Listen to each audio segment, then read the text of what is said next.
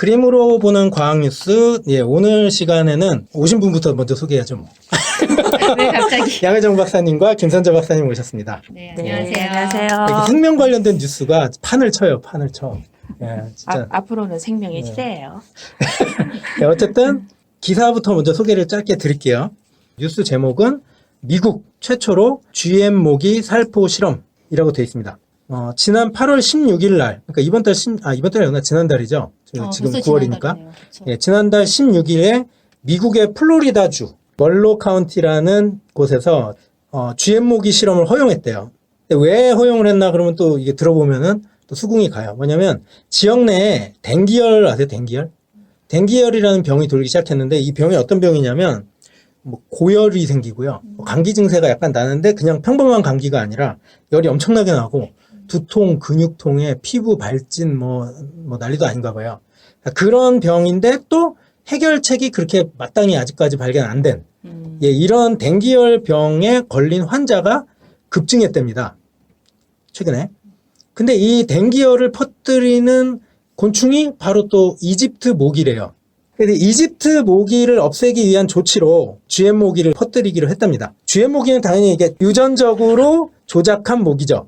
조작을 했다는 건 사람이 조작한다는 얘기이기 때문에 이거에 사업을 한 어떤 주체가 있을 거 아니에요. 주체는 또 영국의 생명공학 기업 옥시텍이라는 회사가 있답니다.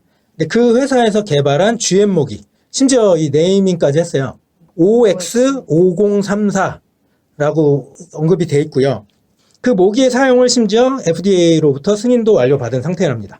근데 이 모기를 그냥 마구다지로 해가지고 퍼뜨리겠다는 것도 아니죠, 또. 그래서 어떻게 되냐면, 물이 고여있는 지역의 반경 500m 이내에만 이 모기알을 잔뜩 담은 박스를 설치해서 곳곳에 배치함으로써 GM 모기를 이용해서 이집트 모기, 야생 이집트 모기들을 점점 개체수를 줄여나가겠다라고 얘기를 하고요. 예, 하여튼 뭐 이런 뉴스입니다. 뭐 제가 설명을 드렸고, 그래서 이제 여쭤보고 싶은 거는 오늘 김선재 박사님한테는 어떻게 그럼 이 GM 모기라는 게 도대체 무슨 짓을 모기한테 했길래 야생 모기를 없어지게 하는지 그 얘기를 예, 말씀해 주셨으면 감사하겠습니다. 그 지구 온난화도 되고 모기가 살 수 있는 환경이 점점점 늘어나면서 이제 모기가 훨씬 많이 이제 생긴 거죠. 네, 그래서 아마 이거에 대한 요번 기술이 조금 더 대두가 되지 않았나 그런 생각을 하고요. 네. 진짜 이걸로 해서 연 3에서 한 5억, 그 다음에 200만 명 이상이 막 사망을 하고 3에서 5억 명 정도가 감염이 되고 네. 그래서 우리가 이거는 정말 질병이 매우 심각하기 때문에 이걸 효과적으로 그럼 뭐 어떻게 수많은 사람을 질병으로부터 보호할 수 있을 것인가에 대해서 본 것 같아요. 네. 그래서 유전자 드라이브라는 기술로 요 모기를 효율적으로 없애는 방법을 오늘의 뉴스의 핵심인 요거를 설명을 할 수 있을 것 같아요. 유전자 드라이브 말씀을 드리면 우리 왜 멘델의 유전 법칙에 따르면 이제 뭐 부모 세대로부터 유전자를 이렇게 완두콩 물려받잖아요. 네, 그렇죠? 네. 그게 이제 거의 자손에 유전될 확률이 한 50%. 그렇죠. 그게 이제 자연의 법칙이라고 하면 요 유전자 드라이브는 자손의 유전자가 전달되는 걸 거의 100%로 바꾸는 기술이라고 얘기를 할 수 있어요. 그 부모의 예. 유전 형질을 100%. 보충 설명을 하면 이제 부모 형질에서 50%가 자손에게 물러지고 이제 2세대로 넘어가면 또 이제 4분의 1로 줄어들고 3세대로 넘어가면 8분의 1, 16분의 1 이렇게 쭉 들어가면서 그 위에 있던 형질은 점점 더 없어지는 거죠. 다양성은 되게 그만큼 많아지고 증가하고. 이제 이게 이제 고전적인 자연의 법칙인데 네. 이제 그렇게 하다 보니 인간의 입장에서 어떤 우리가 원하는 진을 진 조작을 해서 세대를 넘겨가지고 하더라 할지라도 그대로 두면 요 처음에 만들었던 진은 세대가 지나면 지날수록 이제 없어지는 거죠. 그러니까 효과가 없는 거예요. 쭉 가져야 쭉 인간이 가져야 되는데. 조작한 그 성과를 계속 볼 수 있는데. 그렇죠. 그래서 효과가 없으니까 요때 어떤 생각을 하게 되냐면 아예 처음부터 요 진 드라이브라는 유전자를 이제 처음부터 만드는 거예요, 실험실에서. 그래서 요 진 드라이브에 쓰는 그 시퀀서를 처음에 한 3개 정도가 이제 구역으로 나눠져 있는데 가이드 진이 들어가 있고 가이드 진. 그 다음에 이제 크리스퍼 유전자 과일을 만들 수 있는 그 그 효소를 만들어내는 시퀀스. 그 다음에는 뭐냐면 우리가 불임을 시키고 싶어 한다던가 아니면 무슨 뭐 말라리아 거기에 저항성을 갖는 진을 넣는다던가 우리가 인간이 원하는 진을 넣는 구역 이렇게 세 개의 구역으로 나눠져 있어요. 네. 요 나눠져 있는 이 진 드라이브는 내가 만약에 수컷 모기에 요거를 넣었다 그러면 이 모기는 그 가이드 진이 있고 그 다음에 이제 그 유전자 가이 진이 있으면 이 유전자 가이는 엄마나 아빠 중에 와일드 타입의 유전자가 똑같은 유전자만 만나면 그 교배하면서 만나면 와일드 타입이 야생형 우리가 인간이 전혀 손을 대지 않는 자연 그대로 갖고 있는 유전적 타입이거든요. 그거를 만나면 자동적으로 크리스퍼 유전자 가위를 만들어내는 시퀀서가 발현을 해서 거기서 효소를 만들어내요. 그래서 그 효소가 요 그 야생형 가지고 있는 그 진하고 딱 만나면 그 일부분을 절단을 해버리는 거죠. 절단을 해버리고 한쪽 유전자 염기 서열 원스트랜드가 없어지면 그 다른 쪽 한쪽을 가지고 유전자를 계속 만들어낼 수 있잖아요. 그럼 이 유전자 만들어내는 요거를 크리스퍼지. 근데 그쪽 주형을 해서 우리가 원하는 진을 싹 만들어내는 거죠.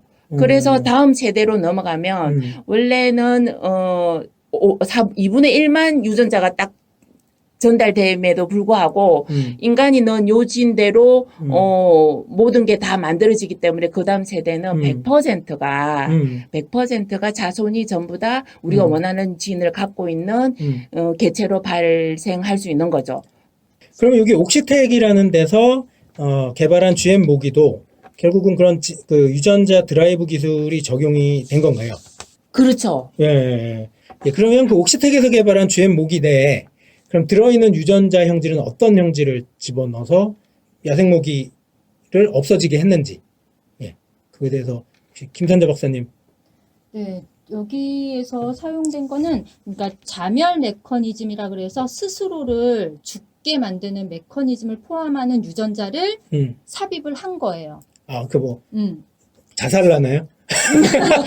근데 어떤 기작이 있겠죠. 어떤 중간에 어떤 기작이 기작을 못하게 해서 스스로 자멸하게 하는 유전자를 삽입을 하는 거예요. 그리고 그 유전자는 아까 얘기하신 그 양 박사님이 설명해 주신 유전자 드라이브 기술에 의해서 자손만대로 대대손손 펼쳐지게 함으로써 이게 후손에도 그러니까 뭐 1세대에만 그거를 퍼뜨렸는데 1세대에서만 그렇게 효과가 나고 말면 후손에서는 50%씩, 그 후손은 25% 이렇게 돼버리면 인간이 조작한 모기가 효과를 발휘하는 데는 한계가 있으니까 이거를 계속 뭔가 효과를 유지시키기 위해서 또 드라이브 기술을 쓴 걸로 알고 있다.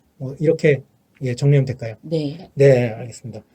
양 박사님 어떻게 생각하세요? 이 효과를 발휘할 거라고 보십니까?